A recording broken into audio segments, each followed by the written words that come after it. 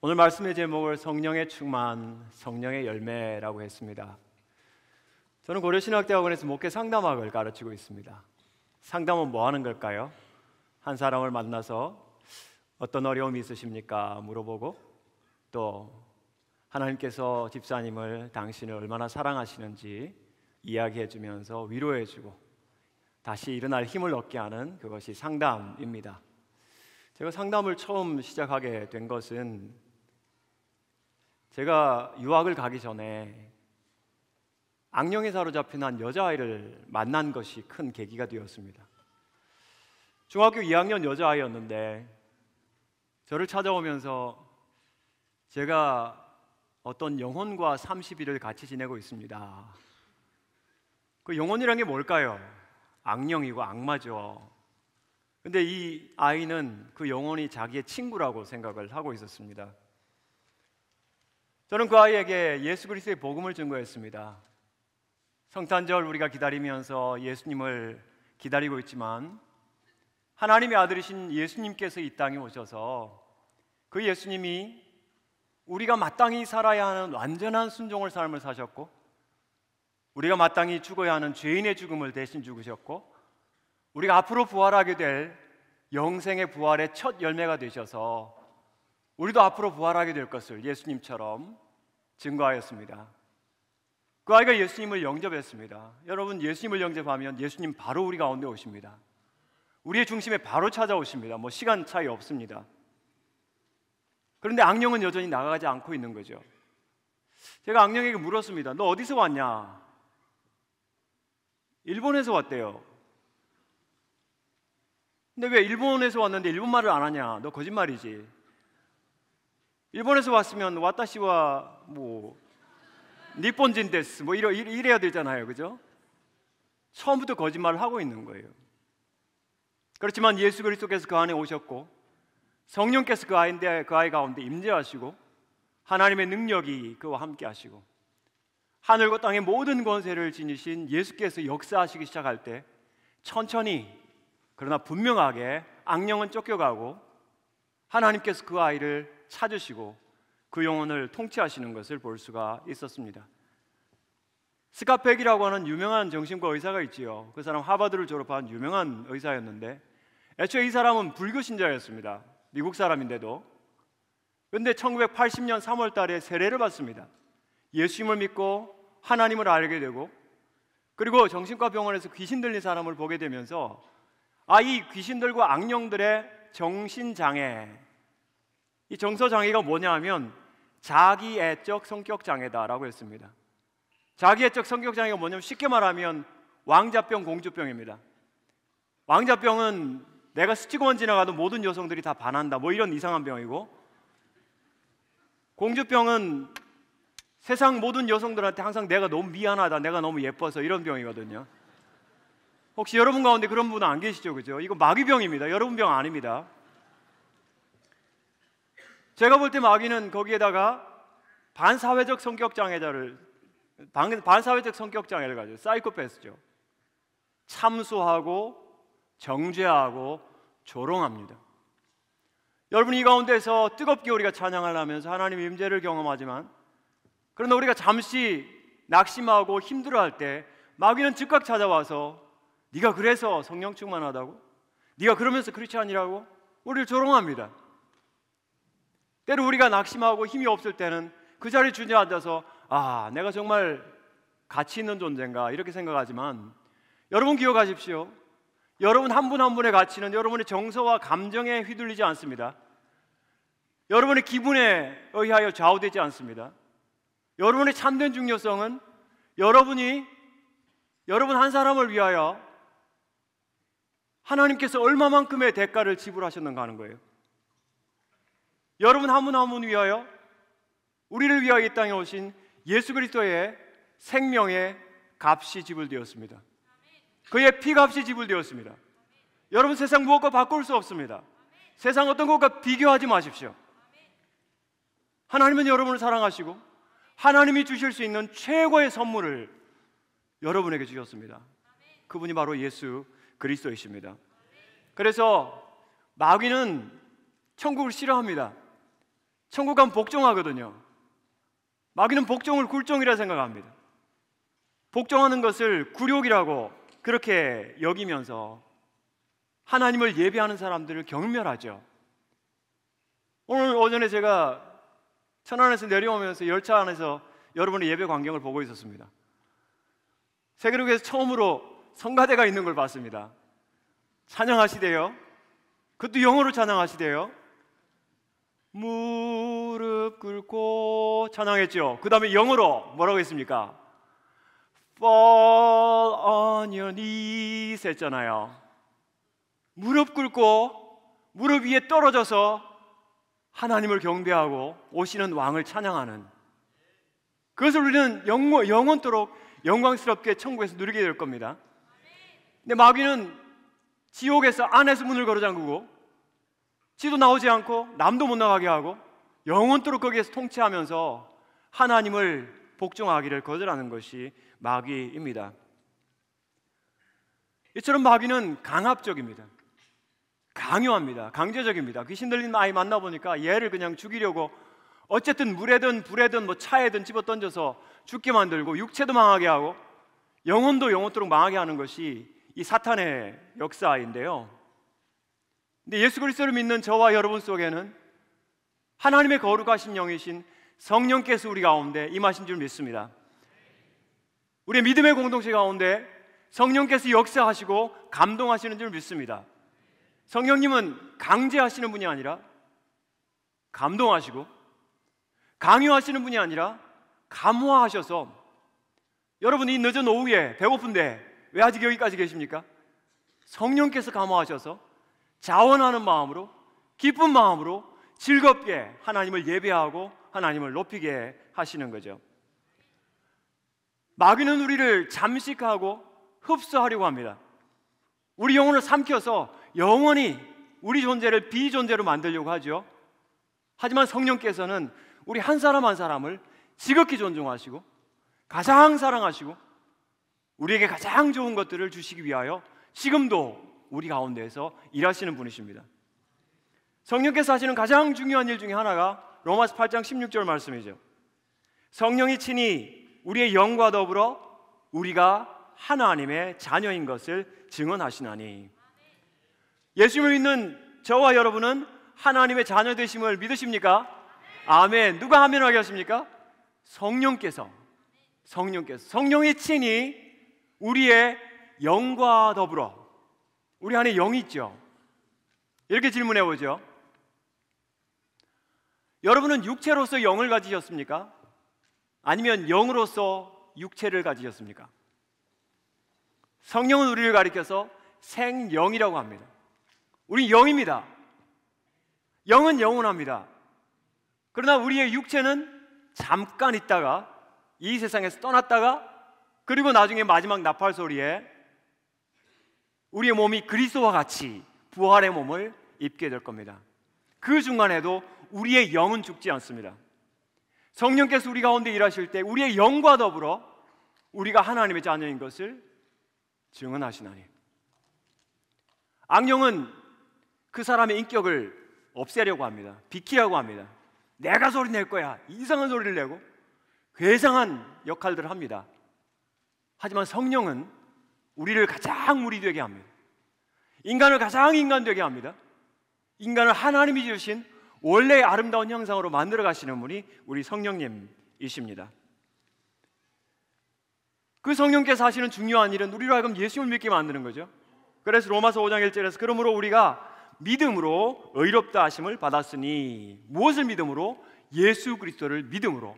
예수 그리스도께서 이 땅에 오셔서 우리를 위하여 하신 모든 일들이 나를 위한 것이고 나의 구원을 위한 완전한 일이었음을 믿는 것, 그것을 성령께서 믿게 하시고 그것이 우리의 의의가 되게 하시는 거예요. 고린도서 5장 21절, 하나님이 죄를 알지도 못하신 이를, 예수님이죠, 우리를 대신하여 죄로 삼으신 것은 우리로 하여금 그 안에서 하나님의 의의가 되게 하려 하심이라.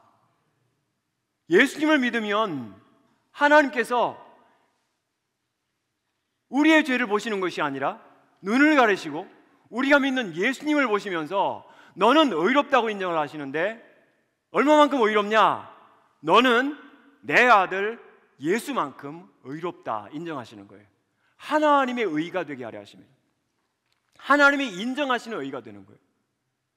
우리 자신 너무 잘 압니다. 우리는 부족합니다. 돌아서면 우리 중심적인 생각과 행동을 하게 됩니다. 그런데 예수님께서 이루신 그 일 때문에 하나님은 우리의 잘못을 보지 않으시고 예수 그리스도의 의를 보시면서 오늘 저녁에 우리가 이 세상을 떠난다고 해도 하나님께서는 우리를 바라보시면서 미완성된 우리의 인생을 보시면서 너는 의롭구나, 내 아들 예수만큼 의롭구나. 그것이 칭의, 의롭다고 인정하시는 하나님의 의입니다. 그렇다면 너는 천국 들어갈 만큼 의롭고 깨끗하구나 이러면 됐지, 왜 자녀 삼아 주셨을까요? 왜 양자 삼아 주셨을까요? 여러분, 상속이라는 것은 부모가 자녀에게, 부모 자녀 관계에서 이루어지는 거죠. 마찬가지로 우리 하나님께서 그 영광스럽고 영원한 천국을 준비하신 다음에 그것을 누구한테 상속해 주시겠습니까? 당신의 자녀들에게 상속해 주시는 거예요. 그래서 로마서 8장 17절, 자녀이면 또한 상속자 곧 하나님의 상속자요 그리스도와 함께한 상속자이니. 그리스도께서 이루신 놀라운 일들, 그로 말미암아 우리에게 주어진 무한하고 영원한 약속들, 이것들을 우리에게 일일이 한 명 한 명 적용시켜 주시는 분이, 믿게 하시고 우리가 되게 하시는 분이 성령님이라는 뜻입니다. 성령님은 놀랍고 확실한 진리를 우리 영혼에 적용시키셔서 그 모든 예수의 공로가 우리의 공로 되게 해주시는 거죠. 고린도전서 2장 12절에서 우리가 세상의 영을 받지 아니하고 오직 하나님으로부터 온 영을 받았으니 이는 우리로 하여금 하나님께서 우리에게 은혜로 주신 것들을 알게 하려 하심이라. 여러분, 이곳에서 기뻐하고 즐거워하는 이유가 뭡니까? 여러분에게 세상에서 온 영이 아니라 하나님으로부터 온 성령이 계셔서 하나님이 은혜로 주신 것들을 알게 하시기 때문에 세상 사람들은 이해할 수 없는데 우리는 이곳에서 기쁨과 감격을 누리는 겁니다. 할렐루야. 하나님이 은혜로 주시는 것들을 보게 되고 듣게 되고 이 땅에서 우리가 누리고 있는 거예요. 이렇게 물과 성령의 거듭남으로 우리가 하나님의 은혜를 입을 때 우리의 삶의 본질과 비전이 달라집니다. 여러분, 구약시대에 보시면 성전이 있었어요. 정말 솔로몬이 아름답게 성전을 지었습니다. 멋진 성전이었죠. 그 성전이 중요한 역할이 두 가지가 있습니다. 첫 번째는 속죄의 역할이고 두 번째는 하나님이 임재하시는 임재의 장소입니다. 속죄, 피 흘림이 없은즉 사함이 없느니라. 그래서 예수님이 오기 전에 사람들은 짐승을 가지고 와서 피를 흘리면서 자기 죄를 용서받았습니다. 그런데 예수님이 오시고 나서 예수님이 우리의 성전이 되신다고 요한복음 2장에서 이야기합니다. 너희가 이 성전을 헐라 내가 사흘 만에 일으키겠다. 우리 주님께서 말씀하셨죠. 이는 성전된 자기 육체를 가리켜 말씀하신 것이로라. 우리 예수님께서 이 땅에 오셔서 죄 없으신 몸으로 단번에 우리 죄를 위하여 제사 지내 주심으로써 성전의 기능이 성전 건물에 있는 것이 아니라 이제 예수 그리스도의 몸이, 그의 이름이 우리의 죄를 용서하는 성전이 된 거예요. 여러분, 우리가 죄 지으면 어떡합니까? 주님께 가서 용서를 빌죠. 즉시 용서해 주십니다. 너무나 쉬워요. 어떤 사람이라도 어떤 잘못을 저질렀다 하더라도 용서를 구하는 즉시 죄 용서를 받습니다. 너무나 쉽죠.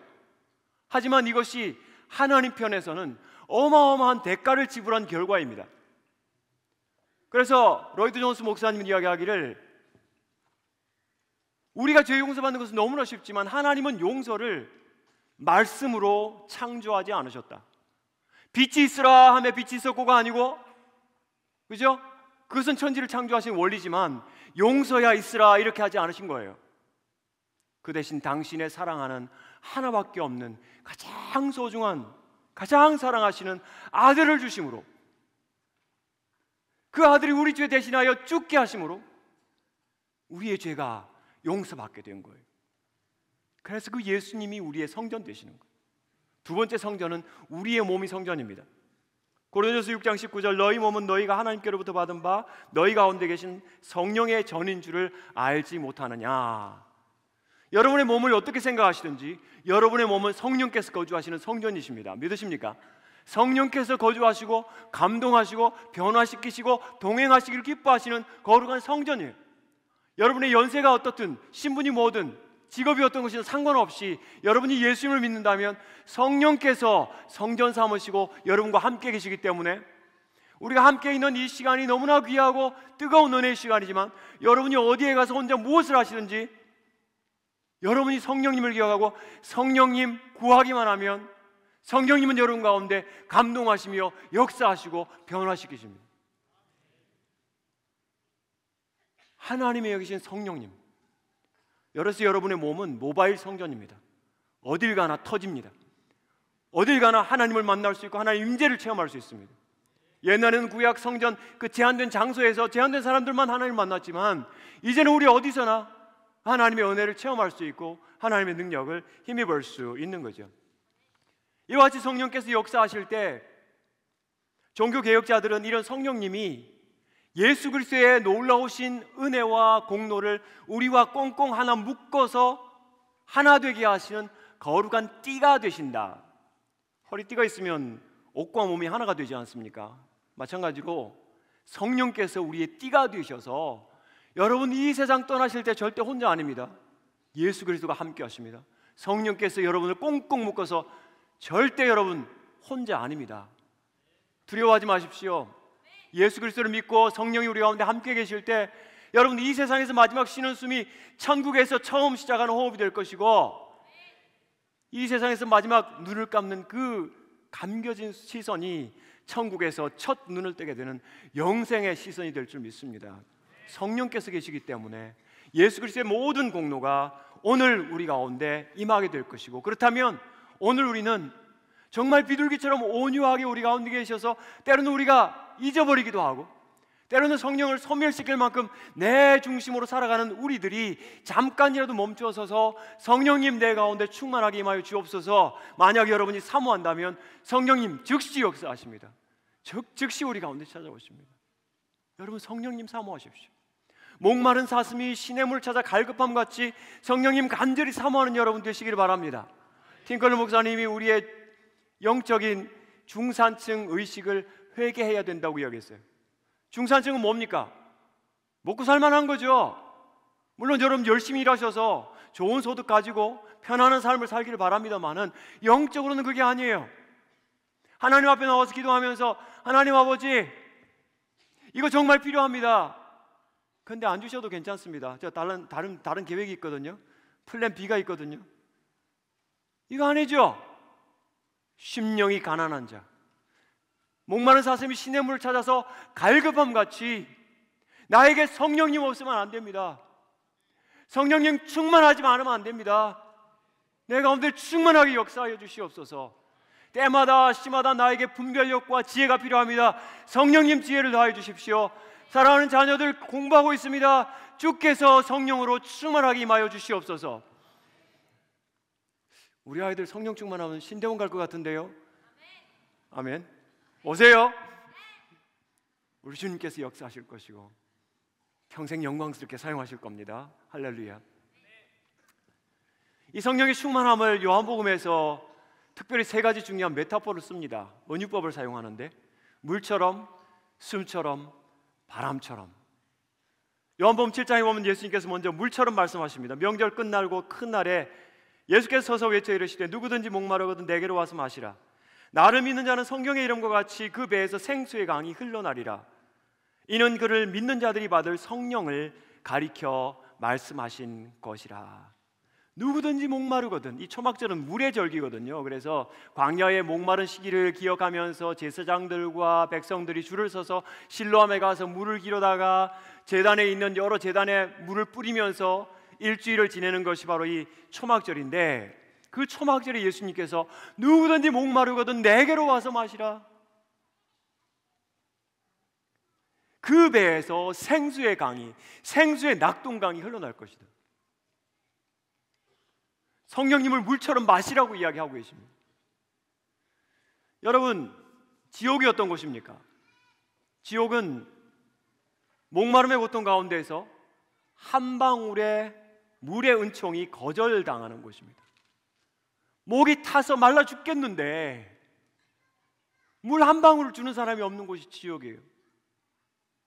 여러분, 이 땅에 사는 동안에는 예수님 안 믿어도 목마르면 물 마시고, 물 없으면 주스 마시고, 주스 없으면 커피 마실 수 있습니다. 지옥에는 카페가 없습니다. 메뉴판도 없어요. 여러분 중에 단 한 분도 지옥 가시는 분 없으시기를 축복합니다.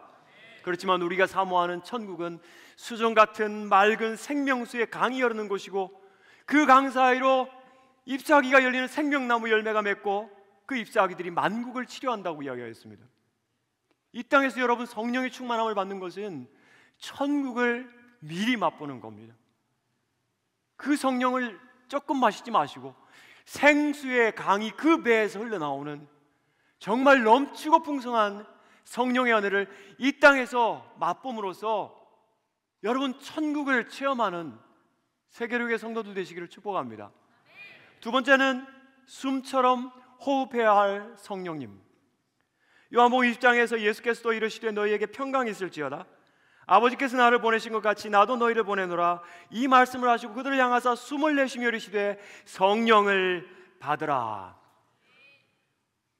부활하신 예수님께서 십자가에 죽은 예수님 보면서 오들오들 떨면서 방 안에서 갇혀있는 제자들 가운데 나타나셔서 평강이 있을지어다. 아버지께서 나를 보내신 것 같이 나도 너희를 보내노라. 이 말씀을 하시고 그들 향하사 숨을 내쉬며, 이거는 창세기 2장 7절에서 하나님께서 생기를 불어넣는 그 동사와 똑같은 동사입니다. 성령을 받으라.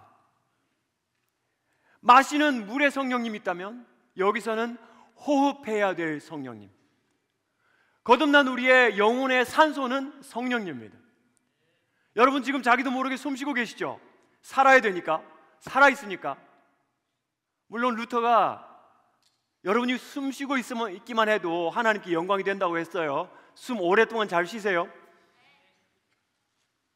근데 여러분 호흡할 때마다 성령님 기억하십시오.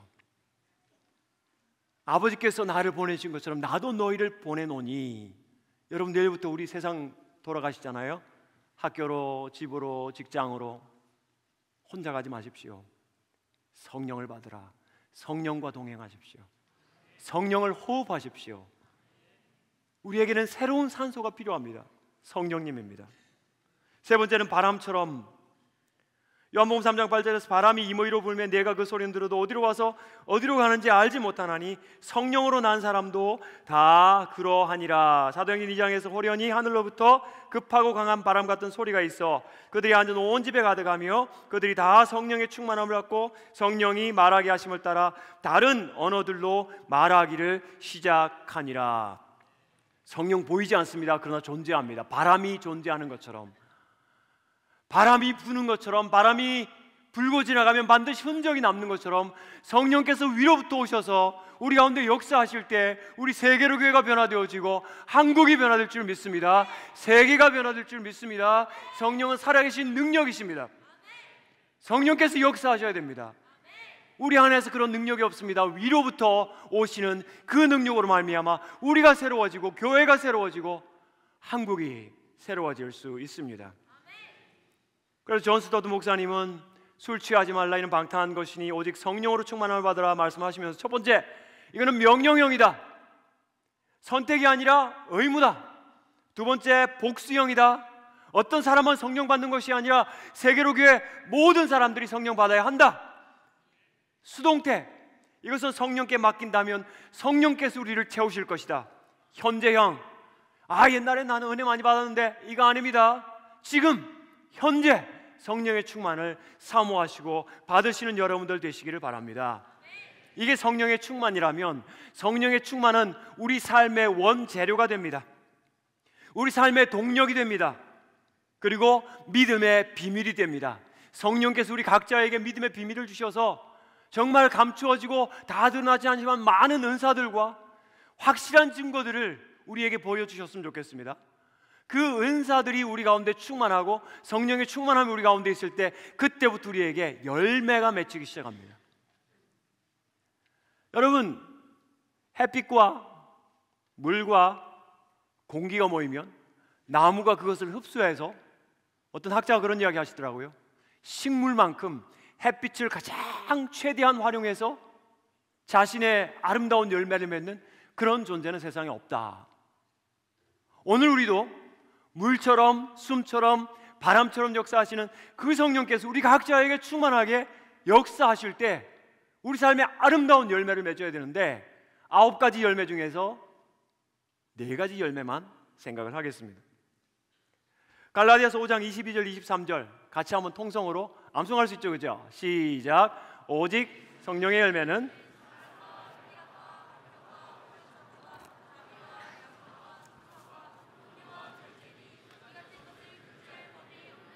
아멘. 열매, 과일이라고 할 때 원래 라틴어에서 나왔어요. 프루트라고 하는 이 영어가 라틴어 T자 빼고 프루이라고 하는 라틴어 동사에서 나왔습니다. 라틴어 동사의 뜻은 뭐냐 하면은 즐기다, 즐거워하다라는 뜻이죠. 열매가 있다고 하는 것은 많은 사람을 즐겁게 하는 거죠. 여러분, 귤을 드시든 뭐 사과를 드시든 즐겁잖아요, 그죠? 성령의 열매가, 우리 가운데 성령이 충만함이 있을 때 열매를 맺게 되는데, 그 열매는 많은 사람을 즐겁게 하는 겁니다. 성령의 은사들은 여러분 아무렇게나 말하면 안 되죠. 뭐 여러분 방언하신다고 여기저기서 방언으로 몰라 하고 다니면 사람 이상하게 보여요. 그렇게 하지 마세요. 그러나 성령의 열매는 누구에게나 기쁨과 즐거움을 줍니다. 첫 번째, 사랑의 열매. 저는 이것을 다른 말로 환대의 열매라고 하고 싶습니다. 아니 뭐 사랑이 무슨 성령이 필요합니까? 사랑은 저절로 되는 거 아닙니까? 그럴 것 같죠? 아닙니다. 저는 상담하는 사람입니다. 많은 엄마 아빠들을 봅니다. 아이들 사랑해요. 그런데 이상하게 사랑하는 경우들도 많아요. 네가 공부 잘하면 내가 사랑해 줄게. 성적 올리면 내가 예뻐해 줄게. 너 이만큼 성공하면 내가 너를 인정해 줄게. 조건이 달려있네요. 어떤 바쁜 엄마들은 아이가 엄마 기다리면서 하루 종일 기다리고 있는데, 아이가 엄마 하고 달려가니까 에이 냄새나, 저리가 씻고 와, 씻고만 안아줄게. 아이를 밀쳐내요. 엄마가. 아이는 엄마 속옷 냄새 맡으면서 우리 엄마가 언제 올까 이렇게 기다리고 있었는데, 엄마 피곤하다고 바쁘다고 그냥 밀쳐내는 거죠. 아이들이 아픈데 엄마가, 어떤 엄마는 이렇게 이야기해요. 야, 아픈 거 잘못된 거야. 아프지 마. 약한 거 잘못된 거야. 여러분, 약한 게 잘못된 겁니까? 약한 거는 판단받는 게 아니라 공감받아야 되죠. 아이고 힘들지 않았어? 어렵지 않았어? 이래야 되는데 이상하게 사랑들이 조금 비뚤어졌어요. 엄마 반성문이라는 그 책을 보면 서울교대를 수석 졸업하신 어떤 여자 교장 선생님이 엄마 반성문을 썼어요.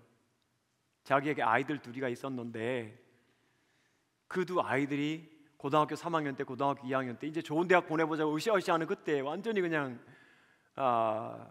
폐인이 될 만큼 게임 중독에 빠져가지고 완전히 진로를 상실한 그런 이야기를 하면서 엄마로서 내가 잘못했다라는 반성문을 썼어요. 그 대표적인 예가 뭐냐면, 애들이 어릴 때 애기들이 물었대요. 엄마는 어릴 때 꿈이 뭐였어요? 엄마 대답이 뭐였냐면, 꿈 같은 거 필요 없어. 성적만 잘 받으면 못 갈 대학이 없어. 여러분, 이게 엄마와 아이들의 대화입니까? 학교 선생님의 훈계처럼 느껴지지 않습니까? 사랑의 조건이 많습니다. 그것은 상대방을 사랑하는 게 아니라 자기 자신을 사랑하는 거예요. 그런데 우리 예수님을 한번 보십시오. 우리 예수님은 성령이 기름 붓듯 하셨던 분이라고 성경에서 이야기를 하고 있는데, 그분은 신분이라든지 상대방이 어떤 사람인지 상관없이 예수님께 나오는 사람들 다 품어주시고 차별하지 않으시는 분이셨어요. 환대해 주시는 분이셨어요.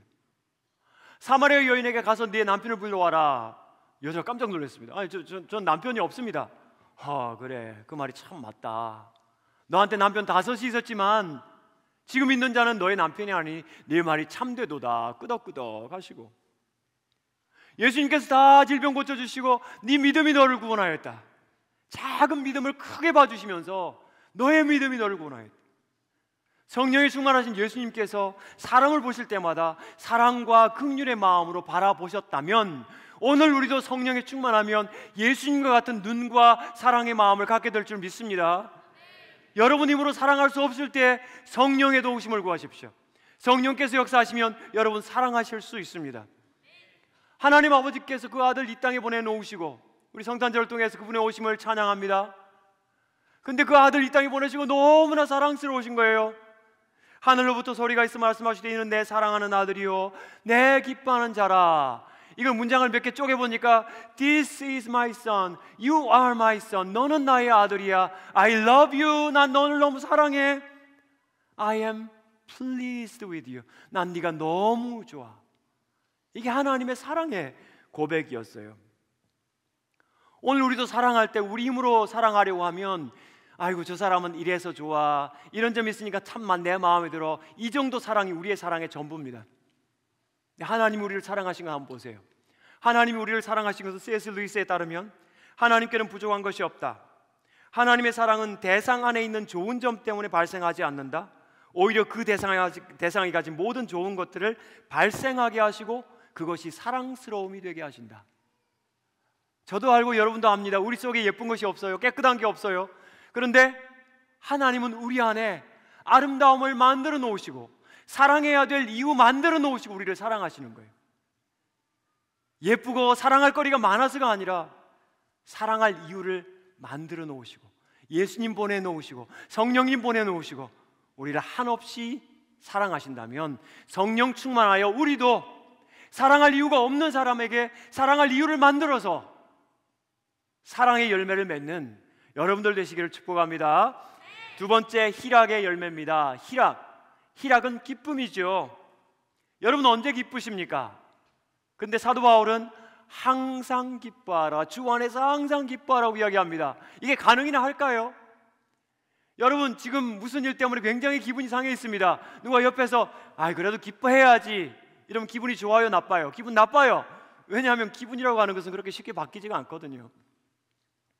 근데 우리의 기분을 바꾸는 중요한 작용 하나가 있습니다. 그건 인지작용입니다.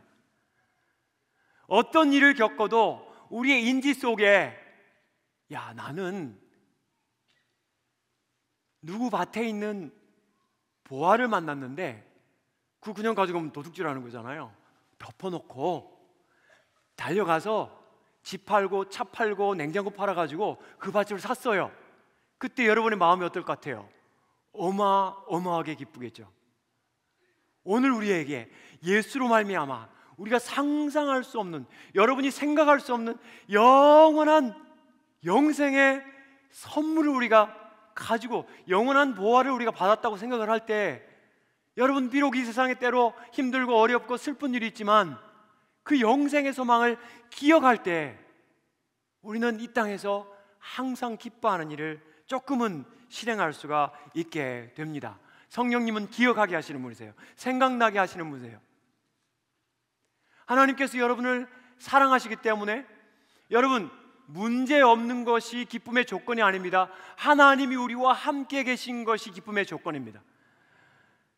문제 어려움이 없는 것이 우리의 즐거움의 충분 조건이 아니고 어떤 상황에도 하나님 우리와 함께 계시고 성령께서 하나님의 놀라운 은혜의 보화를 우리에게 보장시켜 준다는 것, 이것이 우리의 진정한 기쁨의 근원인 걸 여러분 믿으시길 바랍니다. 그래서 항상 기뻐하시는 여러분들 되십시오.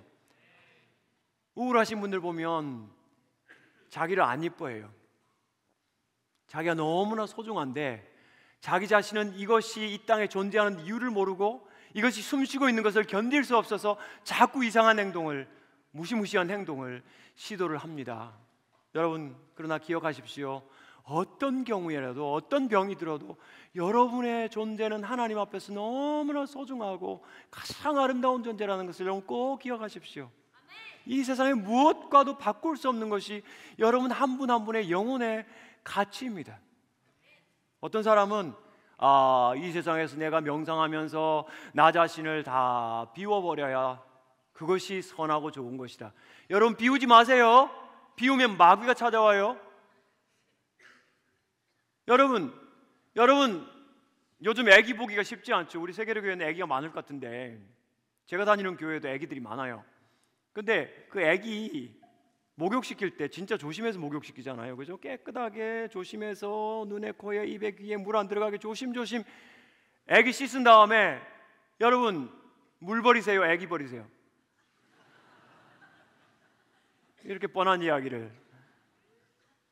물 버려야죠.